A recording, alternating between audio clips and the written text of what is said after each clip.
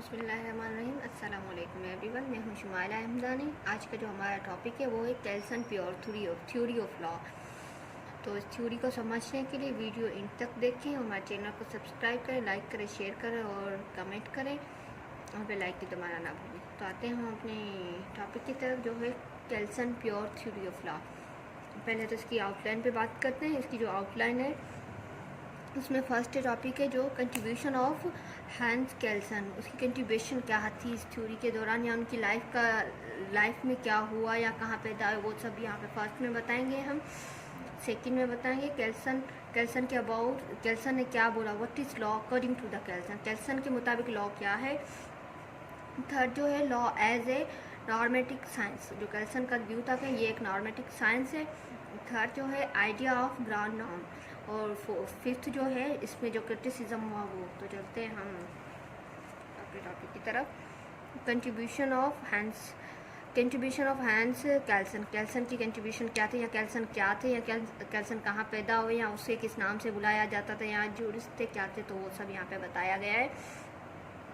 Hence केल्सन जो थे was in Austrian jurist, वो एक ऑस्ट्रियन जूरिस्ट थे। और वो जो बिलोंग करते थे वो कहाँ से करते थे, वो पॉजिटिव स्कूल ऑफ जूरिस्प्रूडेंस से बिलोंग करते थे, या कह सकते हैं हम उन्हें उसी नाम से बुलाया जाता था, पहचान उनकी थी। इन्होंने एक बुक भी बनाया था जो जिस बुक का नाम था प्योर थ्योरी ऑफ लॉ। जो इन्होंने बुक पब्लिश करवाया था उस बुक का नाम था प्योर थ्योरी ऑफ लॉ। जो फोर्थ है, जो इनका जो व्यू था वो ऑस्टन की थ्योरी से अपोजिट जो ऑस्टन की थ्योरी हम जो हमारी लास्ट वीडियो में बनाई हुई है, उसकी हम डिस्क्रिप्शन में लिंक भी देंगे, आप चाहें तो वो देख भी सकते हैं। जो केल्सन था उसका पूरा व्यू जो था ऑस्टन की थ्योरी के अपोजिट था। ये फिल्टर आउट करता था उससे, जो हर जब अपनी उसकी थ्योरी में जो है उसे फिल्टर आउट किया गया है कि ये होना चाहिए, ये ना होना चाहिए। तो इट मीन्स पहले ऑस्टन की थ्योरी आई थी, उसके बाद आई थी केल्सन की थ्योरी। केल्सन की थ्योरी ने इसे फिल्टर आउट किया है। Law according to the Kelsen के मुताबिक लॉ क्या है। केल्सन जो था अकॉर्डिंग टू द मिस्टर केल्सन ने जो बोला लॉ जो है वो नॉर्मेटिक साइंस है, मीन्स व्हाट लॉ और टू बी लॉ। उसने बोला लॉ क्या है और फ्यूचर में लॉ क्या होगा, और टू बी लॉ मतलब फ्यूचर में क्या होगा। तो अकॉर्डिंग टू द केल्सन जो था उसने बोला था केल्सन ने बोला ये नॉर्मेटिक साइंस है। अगर कोई बंदा ऐसे तोड़ेगा लॉ को तो वो shall be ought to be punished, मतलब एक बंदा इस टाइम लॉ को तोड़ेगा, ये लॉ है, और जब उसे पनिशमेंट होगी वो आउट टू बी पनिश्ड, उसे क्या पनिश्ड किया जाएगा फ्यूचर में। तो इस दौरान इसका जो पूरा कॉन्सिडरेट था, इन्होंने जो पूरा ध्यान दिया था, इसने दिया था वो लॉ क्या है, आउट टू बी लॉ वो तो आगे जब चीज फॉर एग्जांपल ए ने थेफ्ट किया है, थेफ्ट कमेंट किया, इसने थेफ्ट कमेंट किया, ये यहाँ पे कौन सा लॉ एप्लीकेबल होगा, पहले तो हमारा फोकस इस चीज़ पे होगा। ये नहीं होगा उसे पनिशमेंट किस कैटेगरी की दी जाएगी, वो हम बाद में देखेंगे। पहले हमें ये पता होना चाहिए कि व्हाट इज़ लॉ, लॉ क्या है, व्हाट लॉ क्या बोलता है उसके मुताबिक। तो केल्सन का जो मेन पर्पस था वो बोलता था लॉ क्या है, आउट टू बी लॉ। जो जैसे कि हमारे जो केल्सन ने बोला लॉ क्या है, व्हाट इज़ लॉ, और जो हमारा ऑस्टन था उसने बोला आउट टू बी लॉ। उसका जो मेन पर्पस था कि कमांड जो थी वो सामने, उसने जो भी लॉ बना दिया फ्यूचर में भी वो एप्लीकेबल होगा, फिर कुछ भी हो। पर इस सिचुएशन में इसकी जो केल्सन की थ्योरी वो पूरी अपोजिट है ऑस्टन की थ्योरी से। इसका जो मेन फोकस है ये है व्हाट लॉ क्या है इस सिचुएशन में। तो और हमारे केल्सन ने बोला कि Kelsen argue that the law must be pure. Kelsen ने बोला लॉ जो होता है वो प्योर होना चाहिए। इसका जो मेन आर्ग्यू था कि लॉ जो होता है प्योर होना चाहिए। लॉ मेन हमें ये चीज़ बताए कि ये चीज़ एक क्राइम है, ये कमेंट नहीं करनी, ये नहीं कि बस एक चीज़ को डिटरमाइन कर लिया कि इसकी पनिशमेंट एज इट इज़ ये आएगी। इसलिए हमारे लॉ में एक्सेप्शंस भी दी गई हैं कि हर चीज़ की एक्सेप्शंस भी होनी चाहिए। जो वो केल्सन की मेन पर्पस था, इसने बोला लॉ प्योर होना चाहिए, ज़रूरी नहीं है आउट टू भी। हमने पहले फ्यूचर का भी डिसाइड किया, फ्यूचर में कुछ भी हो सकता है, अमेंडमेंट भी हो सकती है। इसलिए पहले जो केल्सन का जो मेन पर्पस था, इसने बोला कि लॉ क्या है, इसने बोला law must be pure, law जो है वो प्योर होना चाहिए। It is based on the norm. इसने बोला जो ना कैल्सन का जो व्यू था, ये जो लॉ है ये नॉर्म पे बेसिस करना चाहिए, ना कि कमांड पे। इसने इसलिए पूरी ऑस्टन की जो थ्योरी थी कमांड ऑफ लॉ, इसको रिजेक्ट किया कि इसको रिजेक्ट करना चाहिए, क्योंकि कमांड अगर फॉर एग्जांपल एक गवर्नमेंट है या एक हुक्मरान है, सॉवरेंटी है, वो चेंज हो सकती है, वो चेंज हुई तो वो लॉ को हम रिप्लेस कर सकते हैं। इसका मतलब ये नहीं कि वो ही चले। तो इस सिचुएशन में इसने बोला जो लॉ है ये बेस्ड ऑन नॉर्म पे होना चाहिए।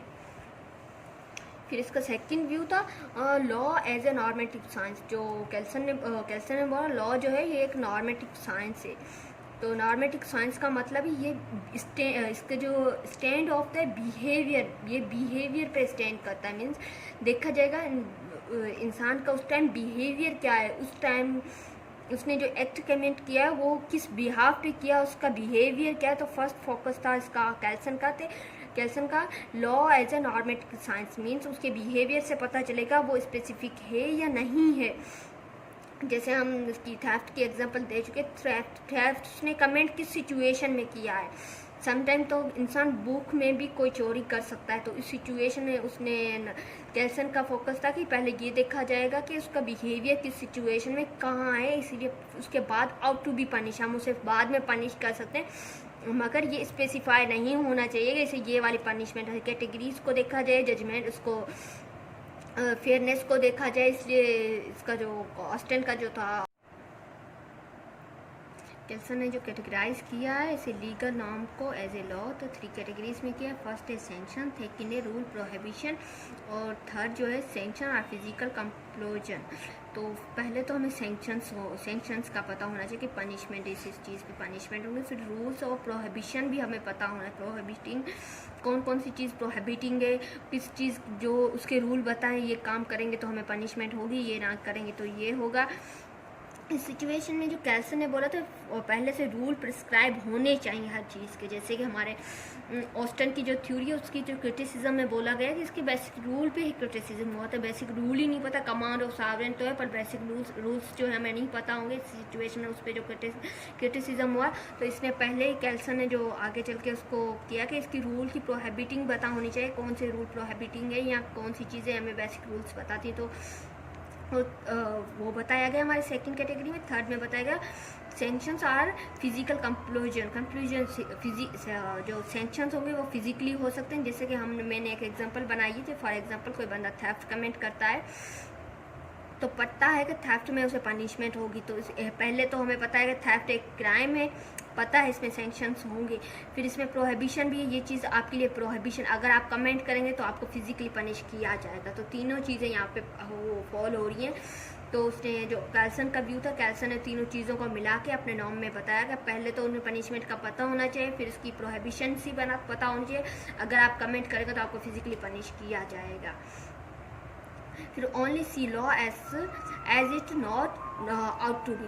पहले तो हमें लॉ को देखना चाहिए, ना कि पनिशमेंट को देखना चाहिए। पहले तो हमें लॉ पता होगा तो ही तो हम वो चीज़ करने से रेस करेंगे ना। इस सिचुएशन में जो कैल्सन का व्यू था कि पहले हमें हमारा बिहेवियर पता होना चाहिए, जो उसका नॉर्मेटिव साइंस में उसने बताया कि उसकी जो स्टेट ऑफ बिहेवियर होगा उससे ही पता चलेगा।